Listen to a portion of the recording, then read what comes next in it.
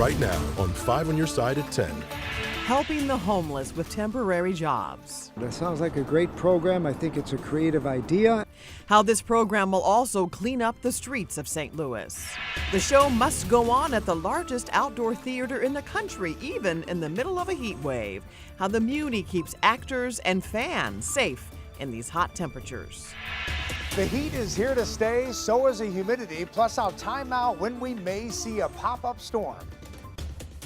The weather cooled down tonight across the St. Louis area, but it was a hot one today. Thanks so much for joining us. I'm Kelly Jackson. And I'm Mike Bush. There is no relief in the immediate future, so let's get right to meteorologist Jim Castillo for a look at this stormy forecast. Jim? Yeah, the steamy forecast is really... Steamy. Yeah, that's yes. okay. Did I say stormy? Yes. Steamy. Well, and we had a couple pop-up storms to the east today, and so we'll watch for that again tomorrow. But that low this morning, 81, so very warm in St. Louis. And again, that overnight low close to 80 tonight for the low by tomorrow morning. 96 today, yesterday was 97, so we haven't hit 100 yet. And outside of St. Louis, notice those 80s down to the south from Farmington to Sparta. We had a little bit of rain down there and a couple of storms like Mike was talking about. At 80 degrees, 80 degrees right now. And boy, it's been a nice breeze out there. That continues tonight and stays with us tomorrow, so that will help out. Current temperatures, we're in the 70s right now, but look at the Gulf of Mexico. So there's a storm forming down there, our potential first cyclone of the year. We'll see if it turns into Alberto, and we'll watch that likely move into Mexico. But some of that moisture is moving our way, and there is a chance of showers and storms again for parts of the area tomorrow. I'll have more on that coming up in just a few minutes. All right, Jim, see you then. Well, just a couple of hours ago, the Muny drawing the curtain on the 106th season tonight at Forest Park. And despite the brutal heat, fans came out. Annie Crowell joins us live from the Muny, where the show must go on. Annie. I should say, if you can't handle the heat, get out of the kitchen. But for the Les Misérables cast and audience, if you can't handle the heat, get away from the stage. At 10 o'clock, things have cooled off just beautifully. But a few hours ago, it was roasting here in Forest Park.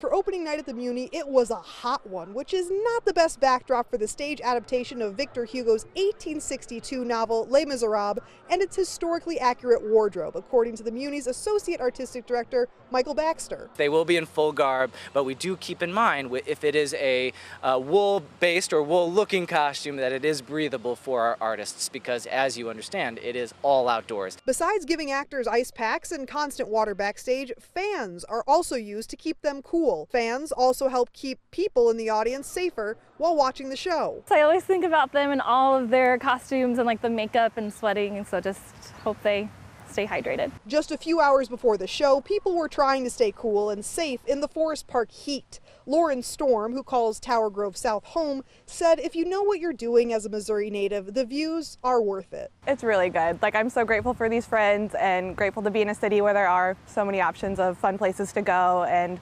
free and beautiful and able to enjoy. St. Louisans, like, we know it's going to be hot, so we're not going to just stay inside all summer. I'm not going to. It was a change of venue for the trio of friends after a local ice cream shop was closed, most likely due to the extreme heat. So we were talking about how beautiful it is here, and like, I don't know, there's lots of shade. Taking advantage of the shade may be crucial for Loretta McCown on Thursday when she sees the production that runs through Sunday. I look forward to all of it, especially the first show. The Muny director always like comes out and gives a speech or something like that, and it's always a really sweet moment. Just remember, it's super important to 1, stay hydrated, 2, stay inside when you can, and of course 3, not exert yourself in this kind of heat. Reporting live in Forest Park, Annie Crowell, 5 on your side. Just a reminder, there are cooling centers across the area. If you need help finding one near you, just text the word HEAT to 314-425-5355. Missouri Attorney General Andrew Bailey's team was in civil court this afternoon asking a St. Louis judge to reconsider part of a decision regarding transgender patient records from Planned Parenthood. 5 on Your Side's Laura Barczewski was in the courtroom this afternoon and is in the newsroom now to break down what happened. Laura. Mike, the judge heard short arguments from the Attorney General's office and Planned Parenthood today, but did not make a ruling yet on this specific motion by the AG's office.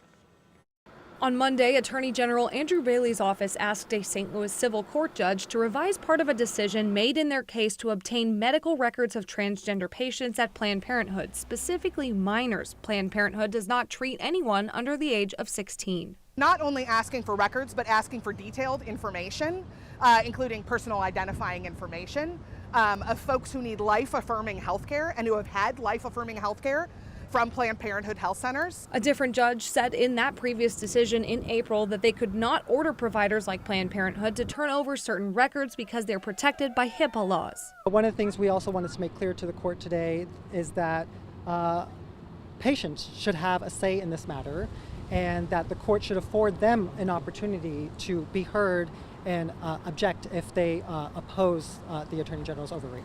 The AG claims a court order can in fact require medical providers to produce records and wants the part saying the opposite to be removed from the original decision. Bailey said in a statement, quote, "The law is clear that my office has the legal authority to protect children in the state of Missouri." I guess we're having some technical difficulties there, but Planned Parenthood's legal team says if this motion is granted, along with the Planned Parenthood's legal team says if this motion is granted, allowing records to be released to the Attorney General, they want 90 days to notify patients and will also file an appeal. A North County man is dead following an argument with his brother. Police say the brothers got into a fight and one of the brothers pulled out a gun and shot the other. It happened near Salome, near Avenue and Natural Bridge. The victim died on the scene. Other family members were there during the incident and are cooperating with police. We're learning more about a woman and her granddaughter killed over the weekend in Berkeley. Lorente O'Kane was in court today. He is charged in the stabbing death of his mother, Miyoshi McLeod, and his 11-year-old niece, Maeli Harris. The two were living with O'Kane. According to police, McLeod went to the Berkeley Police Department last week saying her son was making threats. Because it's their child, you know, it's kind of hard for them to really want to say, my child is abusing me, but it happens often.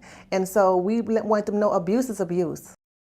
The victim's sister told 5 on Your Side McLeod recently moved to St. Louis to get a fresh start and be closer to family. O'Kane is now being held without bond.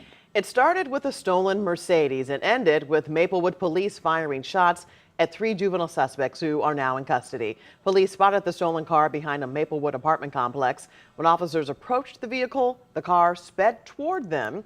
That's when officers started firing shots. The car hit several other parked cars and hit a fence. No one was injured in the incident. Anyone with information is asked to call the Maplewood Criminal Investigations Division.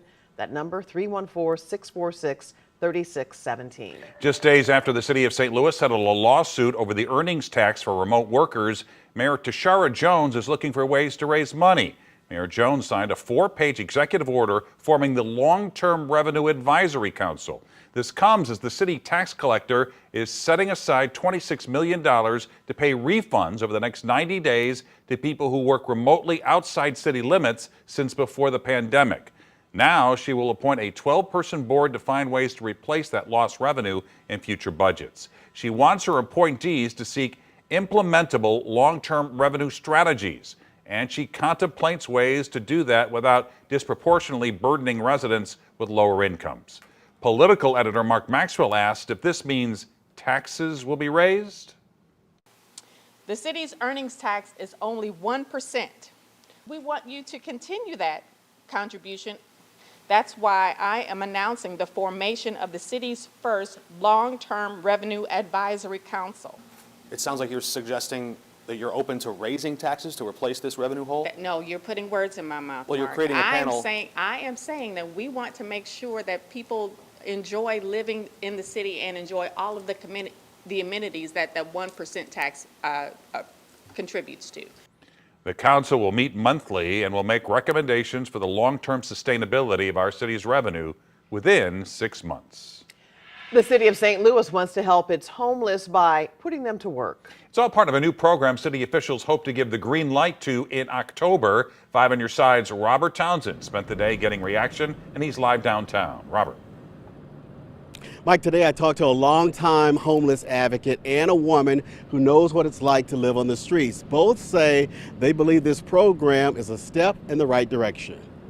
I've been homeless for over 5 years. Last December, Tanisha Johnson moved to St. Louis from Indiana. She's been living at Gateway 180, a homeless shelter for women and families, ever since.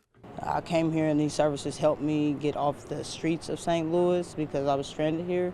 The city is hoping to soon launch a new effort to help people like Johnson. The city is looking for a partner to help run Operation Brightside Unhoused Edition.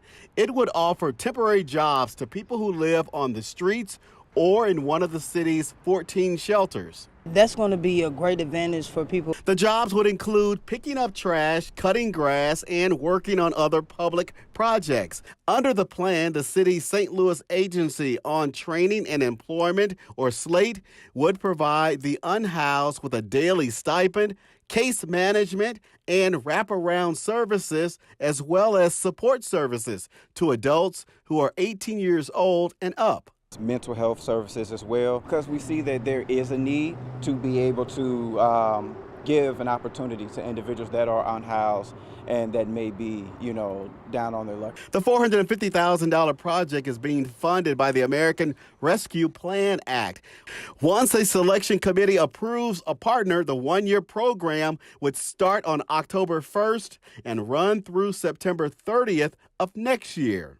Well, it sounds very good. The Reverend Ray Redlick with New Life Evangelistic Center also hopes it helps these folks find permanent jobs and become self-sufficient. I think it's a creative idea, and I think it could be successful. Now, anyone who wants to help the city with that program must have their proposals in by July 19th. You can find more information right now on KSDK.com. Just click on this story under the As Seen on TV section. Live downtown, Robert Townsend, 5 on your side. Social media emergency, the move the U.S. Surgeon General says must be made in the name of mental health.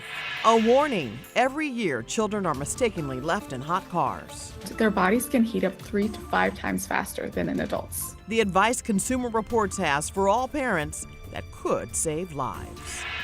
This week, no big breaks in the heat and humidity, plus I'll time out when we may see a couple of showers or storms.